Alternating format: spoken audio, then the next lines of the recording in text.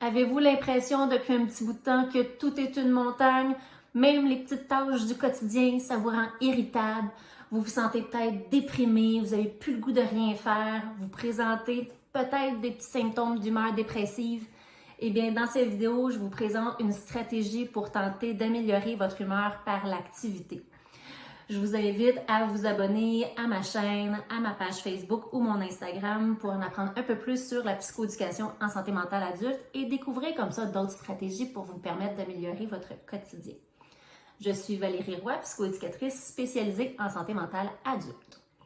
Donc, l'outil que je vous présente aujourd'hui est assez connu auprès des professionnels qui travaillent en santé mentale, c'est l'activation comportementale. Mais là, aujourd'hui, je vous présente ça, la version user-friendly, si vous me permettez l'expression. Donc, la première étape est de se faire 2 listes d'activités. Là, vous me dites, OK, Valérie, mais j'ai pas le goût de rien faire présentement, puis là, tu me demandes de faire une liste d'activités. Ah, attendez, il y a des façons d'utiliser ces listes-là pour être stratégique et que ce soit plus efficace. La première liste, c'est la liste des activités plaisantes. Donc, les activités qui doivent se retrouver dans cette liste-là, ça doit commencer par « j'ai envie de ». J'ai donc le goût de faire telle affaire. Ça me ferait tellement du bien de faire telle chose. Donc, c'est les activités qui se retrouvent dans cette liste-là. Les activités que j'appelle « je recharge mes batteries ». La seconde liste, c'est la liste des activités utiles. En général, on retrouve les fameux faucons, les tâches, les corvées, les obligations, mais une fois qu'elles sont faites, vous donnent un certain sentiment d'utilité et de performance. Une fois que vos 2 listes sont faites, c'est là qu'on use de stratégie.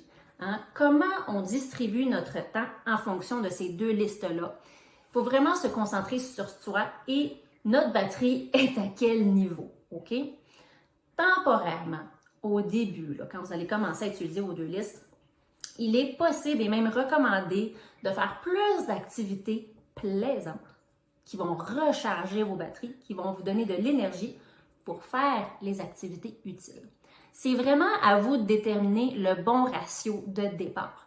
Est-ce que ça va être 3 activités plaisantes pour une activité utile? Est-ce que ça va être une activité plaisante mais de plus longue durée pour une activité utile de plus courte durée? C'est vraiment à vous de voir. Vous pouvez être stratégique aussi dans le sens que comme on sait qu'au début, on a moins d'énergie, priorisez les activités utiles qui sont les plus urgentes pour ne pas vous trouver dans le pétrin non plus. Ensuite, au fur et à mesure que vous faites plus d'activités plaisantes, ce que vous devriez observer, c'est votre humeur qui, tranquillement, pas vite, va s'améliorer. Vous allez peut-être avoir un meilleur niveau d'énergie, un peu plus de sourire, peut-être que l'irritabilité va commencer à diminuer. Et là, après ça, on rejoue dans les ratios. Ça va peut-être être du 2 activités plaisantes pour une activité utile. Et après ça, ça va peut-être devenir du 50-50, du 1 pour 1. Et ensuite, à long terme, l'idée, c'est de vraiment trouver le ratio qui va vous convenir et qu'il faut garder sur du long terme. OK?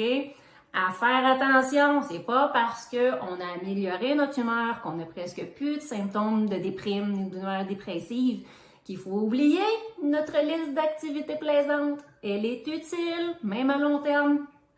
Peut-être que, évidemment, à long terme, vous allez plus avoir une activité plaisante pour 4 activités utiles, mais c'est pas grave, elle garde vos batteries rechargées et prévient éventuellement des rechutes.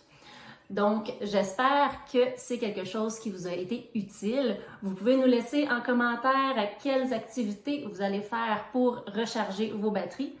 Ça va peut-être donner des idées à d'autres personnes qui ont plus de difficultés à savoir quoi mettre dans cette liste-là. Donc, je vous invite à aimer la vidéo, à la partager à des personnes que vous pensez que ça pourrait être utile, à vous abonner à ma chaîne si ce n'est pas déjà fait. Vous pouvez également aller plus loin en regardant ma vidéo « Comment écouter ses symptômes comme un détecteur de fumée pour se mettre en action ».